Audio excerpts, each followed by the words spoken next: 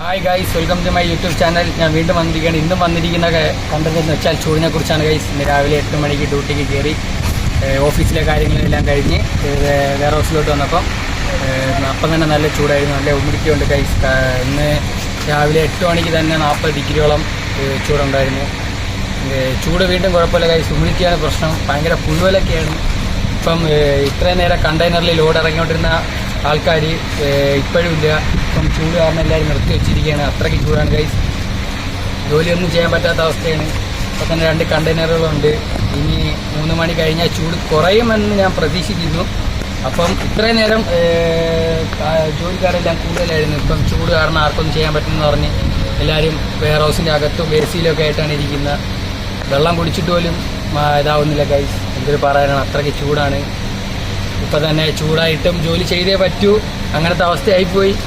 എന്നാലും കുറച്ചൊരു പാതി കഴിഞ്ഞ് റെസ്റ്റൊക്കെ എടുക്കുന്നുണ്ട്, കുറച്ചൊരു ജോലി ചെയ്യുന്നുണ്ട്, മാറി തിരിച്ച് ചെയ്യുന്നുണ്ട്. പിന്നെ ഈ 3 മണിക്ക് ശേഷം കുറയുമെന്ന് ഞാൻ വീണ്ടും വിചാരിക്കുന്നു ഗൈസ്.